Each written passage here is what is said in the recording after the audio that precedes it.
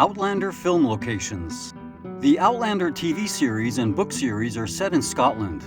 Can you imagine visiting and being in the middle of the Outlander filming locations? The perfect setting for Outlander is Scotland, which is a blend of action and fantasy. However, many scenes were shot in different locations across the country. If you're a fan of the TV series, you need to visit these locations. Most of Outlander's filming locations are easily accessible by a day trip from Edinburgh or a day trip from Glasgow. However, you'll definitely need to spend more time seeing them all. It is possible to access the majority of the filming locations by staying in Edinburgh or Glasgow. This guide will show you all your favorite Outlander filming spots in Scotland. Let's take a look at some of the most stunning Outlander filming locations in Scotland, with Season 6 already available and Season 7 on the horizon. 16. Backhouse Close. Edinburgh is known for its small, narrow alleyways, or closes, that run along the Royal Mile. Backhouse Close was the location where Alexander Malcolm's print shop was filmed in Episode 5. Although the inside of the shop was actually set, it cannot be visited. However, the exterior of the shop looks exactly like it did in the show, despite being set in 18th century England. It is located right next to Edinburgh Museum of Art. Backhouse Close was used as a filming location for scenes depicting various streets in Edinburgh. 15. Glasgow Cathedral. Glasgow is Scotland's biggest city. With the nearby film studios, it is not surprising that Outlander films are being filmed here. You won't be disappointed. The exterior of the cathedral does not appear in the show. Prague filmed the exterior shots of this hospital. Historic Environment Scotland manages Glasgow Cathedral. It is open to the public, but donations are welcome. There are masses and events taking place at the cathedral, which is also an active place for worship. 14. Faskilly Forest. Faskilly Forest was featured in Season 4 of Outlander as the location for Roger's Mohawk village. This is a beautiful part of the globe, and it's well worth the walk through the forest. Faskilly Forest can only be reached via your own transportation. 13. Drummond Castle Gardens. Drummond Castle Gardens is a location of formal gardens located on Drummond Castle's estate. These gardens are ideal for replicating the Versailles look. Some scenes are set against the backdrop created by a computer from the Versailles Palace. 12. Highland Folk Museum. Episode 5 of Outlander's first season features Claire and Jamie visiting a village to collect rent. The village was the Highland Folk Museum's 1700s township. Because the village is already authentic, it didn't take much to set up. This is the perfect place to step into Outlander's world. It all feels authentic. 11. Signet Library. Afternoon tea is a favorite place in Edinburgh at the lovely Colonnades restaurant. It is located in the Signet Library building just off the Royal Mile. Both the upstairs and downstairs rooms of the Signet Library were used for the shooting. The upstairs rooms are not open to the public because they are used for private offices. 10. Summerhall, Edinburgh. Summerhall has been a favorite venue in Edinburgh. The venue has its microbrewery, gin distillery, and entertainment space. There are also a variety of venues for lectures, entertainment, and festival events. It was originally constructed as a teaching college for veterinarians. It is the only room left of its kind in the UK. It was used in Season 3 of Outlander. Episode 2 featured it. You can also contact Summerhall to inquire about visiting the room before your visit. 9. Glencoe. Outlander's opening credits feature many scenes from different locations all over Scotland. The stunning Glencoe Valley is one of Scotland's most picturesque valleys. It is stunning and picturesque and is a favorite among landscape photographers and tourists to Scotland. Glencoe is also a popular spot for skiing in Scotland. 8. Dysart Harbour.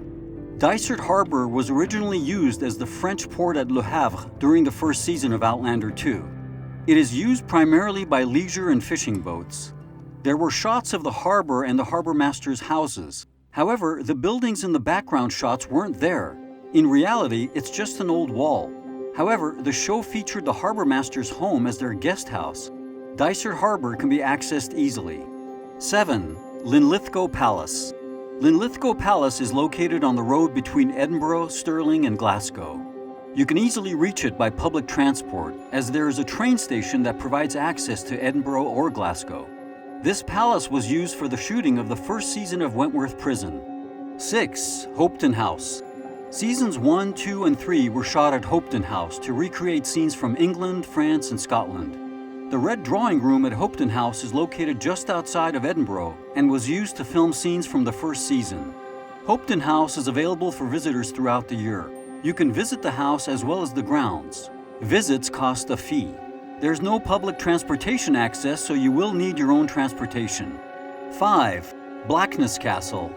The stunning Blackness Castle is one of the favorite Outlander filming locations. It was Fort William's replacement in Season 1 and Season 2 of Outlander. It is a remarkable feat of engineering. The castle looks almost like a ship, with its tall, triangular-shaped walls surrounding the central keep. Blackness Castle can also be visited on a variety of day trips, including this Outlander tour near Edinburgh. Blackness Castle can be accessed by car. There's also parking available. 4. Culross. Multiple scenes were shot in the beautiful village of Culross during several Outlander seasons. It is most commonly associated with the fictional Outlander village that Gillis Duncan lives in. A portion of the village was repainted to more muted grays and browns for the show. You'll quickly understand why Outlander wanted to visit Culross. It was an important port city and a major coal and salt trading center. 3. Doune Castle. Doune Castle was constructed in the late 13th century. It has survived relatively intact and fully restored. Doune Castle Stirling appears in several episodes of Outlander Season 1 as Castle Leach. The castle's exterior and interior were used in a variety of scenes. A small village was also built to be featured in the series. Doune Castle is a well-known attraction in Scotland and can be accessed on many tours departing from Edinburgh. There is a small entry fee. 2. Falkland. Many scenes were used, including the memorable opening. It's a joy to visit this charming little town.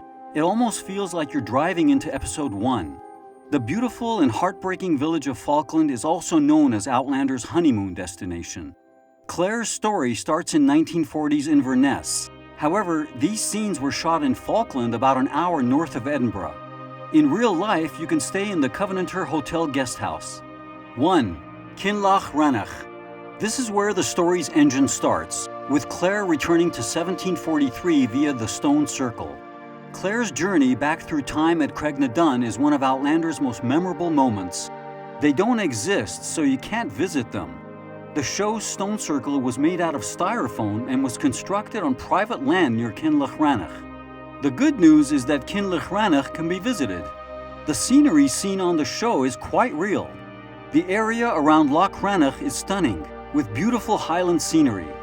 Another popular option is Clava Cairns, close to Inverness. Here, you'll find a split rock similar to the one in the show. This guide to Outlander filming locations will help you locate all of your favorite locations and provide you with the information you need. Several Outlander locations can also be accessed by public transport. Although this is the cheapest option, it will take you longer. You will need to plan your trip according to when the Outlander attractions or sites are open. If you're planning an Outlander-focused trip to Scotland and want to see the majority of the locations listed in this guide, then it's recommended to plan a trip lasting 5 to 7 days.